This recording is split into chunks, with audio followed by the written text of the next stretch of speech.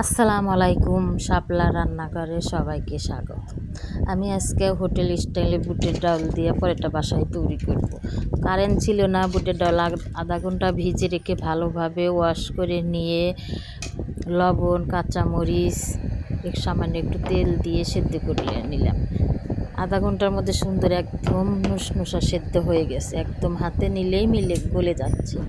তারপরে এই পাশে হলো আমি আটাটা গুলে নিলাম সুন্দর করে, লবণ একটু তেল দিয়ে পরোটা তৈরি করব দেখে 10 মিনিটের জন্য রেখে দিলাম। এখানে প্যানে তেল দিয়েছি 3 টেবিল চামচ, আদা রসুন কুচি, কাঁচামরিচ কুচি, তেজপাতা আর 3-4টা শুকনো মরিচ, আস্ত শুকনো মরিচ দিয়ে একটু হালকা গোল্ডেন কালার করে একটু ভেজে নেব। গোল্ডেন কালার ভেজে নেওয়া হয়ে গেলে এক পাশে 1 টেবিল চামচ আস্ত রান্নার জিরা দিয়ে দিলাম। দিয়ে এখন ডাউল দিয়ে দেব, 2 চামচ দিয়ে দিলাম। এখন পুরাটাই ফেলে দেব।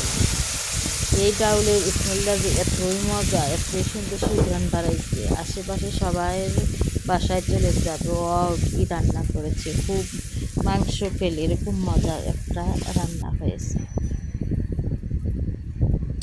ওই চুলায় আমি ডাউলটা রেখে এই চুলায় এখন পরেটা তৈরি করব। আটার এখন এইভাবে গোল করে নিয়ে চুলাটা গ্যাস একদম কম ফ্লেমে দিয়ে দিলাম। দিয়ে এখন রান্না করব। পরেটা সুন্দর করে আগে বেলে নেব, মাঝখানে একটু তেল দিয়ে 4টা ভাঁজ করে নিয়ে আবার একটু পরেটা বানানোর চেষ্টা করতেছি। তেল দিয়ে এখন পরেটা বানাবো। এই রেসিপিটা হোটেল স্টাইল, এত টাকা দিয়ে বাইরে খাওয়ার থেকে ঘরে বসে ঝটপট তৈরি করে খাওয়া যায়, খুবই মজা। সকালে নাস্তা, বিকেলে, রাত্রে ডিনার। আপনি এইভাবে ডাল রান্না করলে সাদা পোলাও, ভাত, রুটি, পরোটা, পান্তা ভাত সবার সাথে খাইতে পারবেন। এই দেন পারফেক্ট হয়ে গেছে। এখন আমি পরিবেশনের পালা।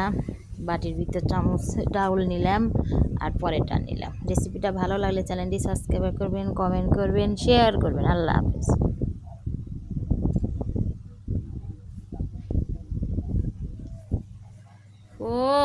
ফোন যে কি হইলো।